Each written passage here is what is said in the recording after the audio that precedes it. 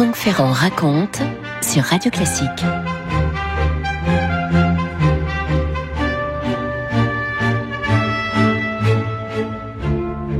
Quand vous allez à Salzbourg, c'est généralement pour y trouver Mozart, évidemment. Il est le grand homme de la ville, merveilleuse ville au demeurant, et pourtant, il n'aimait pas Salzbourg, Mozart. Vous savez ça. Je vous jure sur mon honneur que je ne puis souffrir Salzbourg et ses habitants, écrit-il dans une lettre de janvier 1779, et 2 ans plus tard, je ne veux plus rien entendre de Salzbourg, je hais l'archevêque jusqu'à la frénésie. L'archevêque, c'est le terrible Colloredo dont on peut voir les portraits actuellement encore dans le palais archiépiscopal. Eh bien, le moins qu'on puisse dire, c'est que la ville natale de Mozart n'a pas tenu rigueur à cet enfant prodigue et prodige de son ingratitude. Bien au contraire, elle va mettre à l'honneur la musique de l'enfant du pays à travers un festival qui aujourd'hui est devenu l'un des plus prestigieux de tous les festivals lyriques, un des plus anciens aussi avec ceux de Bayreuth et de Vérone. Faut vous dire que Salzbourg, c'est le cadre idéal d'un festival. D'abord, le paysage est magnifique, les maisons, les palais, les églises, tout ça est tout à fait somptueux au pied de ces montagnes, de ces préalpes baignées par toutes les eaux et entourées de tous les lacs possibles. C'est une cité princière, principauté archiépiscopale donc du Saint-Empire romain germanique depuis le XIIIe siècle, ce qui veut dire que elle était indépendante, même si on l'a assimilée au duché de Bavière.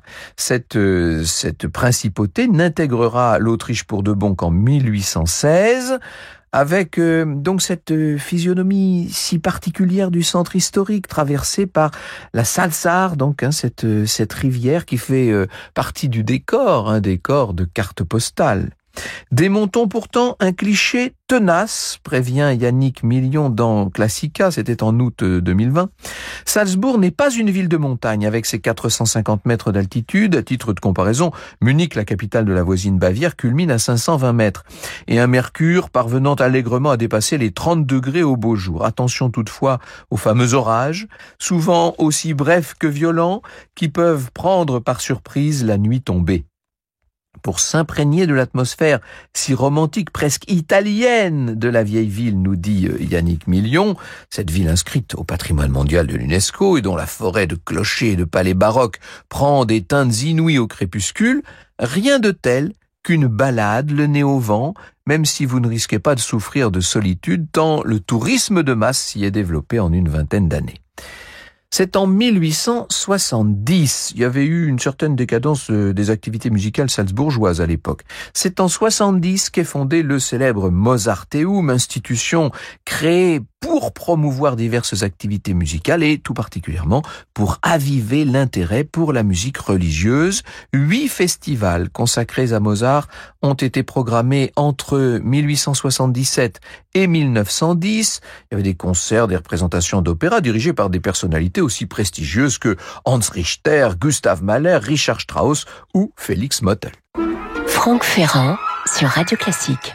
Dès avant la fin de la Grande Guerre, de ce cataclysme de 14-18, Max Reinhardt écrit, je cite, « La foi en l'Europe et le ciment de nos existences nous feront que Salzbourg serve l'héritage du monde. » Eh bien, les futurs fondateurs du festival, qui refusent d'imiter Bayreuth et son culte monothéiste à Wagner, veulent des fêtes de la mémoire culturelle européenne d'une qualité supérieure pour, je cite, témoigner au monde entier de ce que l'Autriche et sa culture signifient. Pour guérir l'Europe de la guerre, quoi de mieux que le remède de l'art? Et parmi les arts, que le remède de la musique. Ça va être en quelque sorte une rédemption. C'est comme ça qu'il faut voir la création de ce festival. C'est une poignée d'administrateurs qui, le 14 juin 1917, fondent une société du festival. Vous voyez qu'on est en 17, on est encore en pleine guerre. Et avant l'armistice, on va nommer un comité tricéphale avec le compositeur Richard Strauss, le chef d'orchestre Franz Schallett et le metteur en scène Max Reinhardt, qui va bientôt également faire entrer le scénographe Alfred Roller et puis l'écrivain Hugo von Hofmannsthal. Face à la citadine Vienne, capitale complètement humiliée, capitale défaite de l'Empire effondré, la rustique Salzbourg a bien l'intention de ranimer une Autriche pleine d'initiatives salvatrices, une Autriche qui voudrait revivre et qui voudrait par l'art faire revivre la paix. Le premier festival va s'ouvrir le 22 août 1920 par une représentation du Jedermann d'Hofmannsthal, en réalité une adaptation d'un mystère médiéval ayant pour sujet la mort. Tout ça a lieu, comme tout bon mystère qui se respecte, sur la place de la cathédrale. Et si Jedermann inscrit le seul spectacle de théâtre au programme, Mozart, en revanche, va dès 1921 avec Bastien et Bastienne et 8 concerts, Don Juan, Così fan tutte, les noces, l'enlèvement au sérail, etc. Mozart prend la relève, si je puis dire. Les noces à l'époque étaient chantées en allemand d'ailleurs, c'était pas chanté en italien. Voilà le genre de précision que seul Jérémy Bigori peut nous donner. Ça tombe bien, c'est lui qui a préparé cette émission. À l'exception de quelques artistes invités, les principaux collaborateurs du festival dans les années 20, dans les années 30, sont les interprètes attachés à l'Opéra de Vienne et à celui de Munich, les meilleurs d'entre eux, bien entendu. Le chancelier Speigel échappe en 1924 à un attentat, il démissionne, le gouvernement licencie ses fonctionnaires par milliers, et là on peut se poser des questions sur l'avenir du festival. Mais oui, mais il y a Reinhardt qui est là, bien entendu, un homme pugnace et tenace, et qui en quelques mois va obtenir la construction d'un Festspielhaus à la place de l'ancien manège. Il est appuyé par le gouverneur Franz Rehr, qui va ouvrir un fonds de soutien au tourisme, fonds qui va être abondé par la ville, par le Land. Ça crée une espèce de dynamique, il y a une retransmission radio, à l'époque c'est tout nouveau, ça bien entendu. On élargit le répertoire, on essaie de calibrer un peu les festivités à telle enseigne que l'identité du festival se voit gravée dans le marbre au cours de cette décennie des années 1920. Le théâtre, toujours en allemand, les concerts avec le Wiener Philharmoniker, bien entendu, les opéras, et alors là on vise large, de Pergolèse à Strauss, et puis des récitals somptueux, tout ça pendant 5 semaines d'été. Vous voyez que ça y est, on est en train de créer quelque chose qui ressemble à notre célèbre festival de Salzbourg. 1929, date importante, ça marque l'entrée du Chevalier à la Rose de Strauss au répertoire, témoignage de l'âme autrichienne, si l'on en croit le librettiste Hugo von Hofmannsthal, qui va s'éteindre quelques jours seulement avant l'ouverture. Il est terrassé par une attaque au moment où il allait prendre la tête du cortège funèbre de son fils cadet, Franz. Il faut vous dire que Franz s'était suicidé 2 jours auparavant. On comprend mieux la mort de Hugo von Hofmannsthal. Vous écoutez Radio Classique. Et le succès est vite au rendez-vous à Salzbourg. Vous savez, les gens arrivent un peu partout. Quand je dis les gens, le gratin, bien sûr, c'est le premier âge d'or, 1928-1937. Il y a beaucoup d'Américains qui débarquent, mais aussi Sacha Guitry qui arrive en grande pompe et Francis Poulenc. On est là avant les années sombres, bien entendu, et les stars de la baguette, si je puis dire, mettent un point d'honneur à occuper le haut des affiches de Salzbourg, qu'ils soient d'ailleurs hostiles au nazisme, au Parti national-socialisme, comme le juif Bruno Walter, comme Fritz Busch, comme Arturo Toscanini, ou qu'il soit choyé par le Reich, comme Clemens Krauss, Hans Knappert Busch, ou bien sûr Karl Böhm et Wilhelm Furtwängler, dont je vous parlais récemment. En 1931, c'est l'arrivée des opéras italiens. Alors là, on a Rossini, Cimarosa, Donizetti. Et pour la première fois, les organisateurs vont inviter un orchestre étranger. On n'a plus seulement le Philharmonique de Vienne, mais aussi celui de Budapest. Les traditions vont s'enraciner à mesure que la réputation du festival s'accroît. Il y a un homme qui connaît Salzbourg mieux que quiconque, il y a vécu, il y a écrit, et il témoigne de cette mutation mondaine dans Soleil couchant, un livre de 1941. L'auteur en question, c'est Stefan Zweig, bien entendu. Il s'était passé dans le silence quelque chose de remarquable, nous dit Zweig. La petite ville de Salzbourg, avec ses 40 000 habitants, où j'avais élu domicile justement pour sa solitude romantique, s'était transformée d'une manière surprenante. Elle était devenue en été la capitale artistique non de l'Europe, mais du monde entier.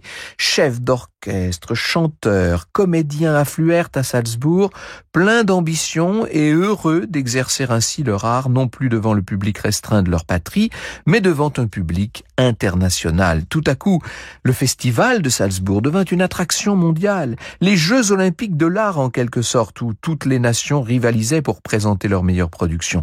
Personne ne voulait manquer ces spectacles extraordinaires. Dans les dernières années, rois et princes, millionnaires américains et stars de cinéma, mélomanes, artistes, poètes et snobs se donnaient rendez-vous à Salzbourg. Jamais en Europe on n'était parvenu à un niveau de perfection théâtrale et musicale semblable à celui qu'avait atteint cette petite ville de la petite Autriche si longtemps méprisée. Seulement, les persécutions vont commencer contre Reinhardt, donc il ne faut pas oublier qu'il est né Goldman. Ça commence dès 31. Les nuages s'amoncellent sur la ville et ce sont, si j'ose dire, des nuages bruns. Les compositeurs d'origine juive comme Mahler ou Mendelssohn ont bien sûr été rayés des programmes. Et après l'Anschluss, c'est le 12 mars 1938, je rappelle ça pour ceux qui n'auraient pas leur date à l'esprit, après l'Anschluss, qui a été accueilli par des acclamations et des fleurs, eh bien, Bruno Walter, Max Reinhardt, puis Arturo Toscanini vont s'en aller. Tandis qu'un jeune Salzbourgeois récemment nommé à Ulm fait lui ses débuts en 33. Il va diriger les Wiener l'été suivant lors d'une sérénade privée et son nom, je n'ai même pas besoin de vous le dire, c'est bien sûr Herbert von Karajan, que son aîné et éternel rival Furtwängler n'appellera jamais autrement que Monsieur K. En 1939, Joseph Goebbels déclare ouverte la chasse aux Juden in der Musik, aux Juifs dans la musique, et il commande au scénographe du Reich, Benno von Arendt, la nazification du Festspielhaus. Nommé directeur en 41, directeur artistique, Clemens Krauss, meilleur chef que nous ayons actuellement à l'opéra, si l'on en croit Hitler, va partager le pupitre avec quelques fidèles, et le 20 juillet 44, l'attentat manqué contre le Führer va entraîner la fermeture d'une façon générale sur l'ensemble du Reich, des théâtres et des festivals. Hitler va se suicider l'année suivante, Salzbourg se rend aux Alliés sans plus de résistance, qu'en 1938 elle n'en avait opposé aux forces allemandes. Le général américain Mark Clark va reconnaître à la ville de Mozart une mission et voilà qu'il inaugure l'édition 1945. Je suis heureux que mon premier discours au peuple autrichien en territoire américain ait lieu dans une telle occasion, la renaissance de la liberté culturelle. Vous voyez tout à fait là le programme qui est assigné à une ville comme Salzbourg et à son festival. En 1947, c'est Bertolt Brecht, avec le soutien du compositeur Gottfried von Einem, qui reçoit la nationalité autrichienne avant d'être associé à la direction du festival. Et en échange d'une œuvre de commande, la danse macabre de Salzbourg. Seulement, Brecht va prendre la décision assez vite d'aller s'installer en Allemagne de l'Est, on est en 49, et il va laisser sa pièce à l'état d'ébauche. Il veut dire que le projet va en rester là. Face à Vienne, qui est occupée par les soviétiques, bien entendu à l'époque, Salzbourg va devenir l'orgueil des Américains, du monde libre, comme on disait, la vitrine du bloc de l'Ouest. Et les années d'après-guerre sont marquées par cette rivalité entre Wilhelm Furtwängler, qui revient à la direction d'orchestre blanchi par Yehudi Menuhin, je vous parlais de ça l'autre jour, et puis ce poulain aux dents longues, Herbert von Karajan, natif, lui, de Salzbourg, et associé à la reprise du festival. Et Furtwängler, qui use de son influence, de son prestige, contre son brillant cadet, contre son ambitieux cadet, Furtwängler va parvenir à écarter Karajan pendant quelque temps. Il va falloir attendre la mort de Furtwängler en 54 pour que Karajan puisse étendre son emprise sur le festival. Alors là, on peut dire qu'il revient chez lui, il est l'enfant du pays et il y revient pour toujours. Une fois Karajan directeur artistique, ces musiciens berlinois, qui traditionnellement sont les rivaux de leurs collègues viennois, dont Salzbourg était jusqu'alors la chasse gardée, les Berlinois sont invités régulièrement, donc à partir de 57. Il faut vous rappeler que Karajan a été nommé chef à vie des Berliners 2 ans auparavant, en 55. Après la somptueuse saison du bicentenaire de la naissance de Mozart, où furent représentés 6 de ses opéras et son requiem, nous dit Ève Ruggieri, dans l'entrée festival de Salzbourg de son merveilleux dictionnaire amoureux de Mozart. Je la salue, notre chère Ève. 1957 allait célébrer, nous dit-elle, l'arrivée au pouvoir du maestro Herbert von Karajan. Le maestro est le maître absolu du festival. Une fonction qu'il occupera plus de 30 ans avec faste, avec force complot ourdi par ceux qui se seraient bien vus à sa place. Franck Ferrand sur Radio Classique. Karajan est General Music Director. Oui, ça, ce sont les titres ronflants, comme on les aime bien en Autriche. Vous savez qu'en Autriche, tout le monde est docteur, Herr Doktor. Karajan va partager le bâton avec Karl Böhm, mais aussi avec Dmitri Mitropoulos, avec Georges Szell, avec Claudio Abbado ou Seiji Ozawa. Le 26 juillet 1960, le chef tout-puissant inaugure un Neue Festspielhaus, le fameux Grand Palais, bâtiment qui est érigé sous la direction de l'architecte Clemens Holzmeister sur le site même de l'ancien archevêché. On conserve la façade de l'ancien archevêché, le foyer. Cette nouvelle salle est moderne, elle est confortable, elle permet une visibilité totale depuis ses 2371 places. Alors, on peut dire que c'est un peu la réponse lyrique à ce qui à l'époque était le nouveau cinémascope. Vous savez, ces salles de cinéma incroyables, eh bien on veut faire la même chose pour l'opéra d'une certaine façon. Et ce nouveau palais se déploie en largeur conformément aux vœux de Karajan. Le producteur Walter Legge, qui est le mari d'Elisabeth Schwarzkopf, va baptiser l'endroit Karajanenburg. Tout est dit. Au même moment, la musique la plus contemporaine va faire quand même sa petite entrée avec Hans-Werner Henze et puis surtout avec Pierre Boulez, avec Karl-Heinz Stockhausen, tandis que les metteurs en scène Giorgio Strehler, Jean-Pierre Ponel vont renouveler la scénographie et vont faire de Salzbourg l'endroit où il faut être pour voir justement ces nouveautés, ces audaces toujours mesurées néanmoins. Karajan est en embuscade, si je puis dire. Il va régner là sur toute la décennie. En 68, le chef monte Don Giovanni, mais il le monte seul. Il le monte dans le Grand Palais et puis il réalise ses propres mises en scène d'opéra, Carmen, Boris Godunov. Ces adaptations sont jugées alors elles très académiques. Elles contrastent avec la nouveauté d'un Strehler ou d'un Ponel, bien sûr, pour ne rien dire de celle de Wim Wenders dans les années 1980.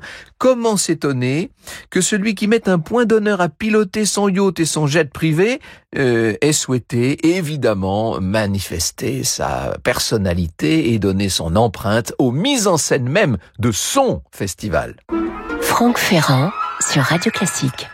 Jérémy Bigori nous le dit, Karajan ne va pas s'arrêter en si bon chemin. Il construit autour de sa personne un festival de Pâques en 1967. Il est devenu tellement médiatique en même temps. Il ouvre donc ce festival de Pâques sur un ring de Wagner qu'il met lui-même en scène. Ça, c'est un défi lancé à Bayreuth, où le chef ne s'est jamais senti chez lui. Les mauvaises langues invoquent la raison suivante. On dit que la fosse recouverte du palais festival de Bayreuth, le fameux abîme mystique, empêche le public d'admirer le chef d'orchestre. Bon, je n'ai rien dit.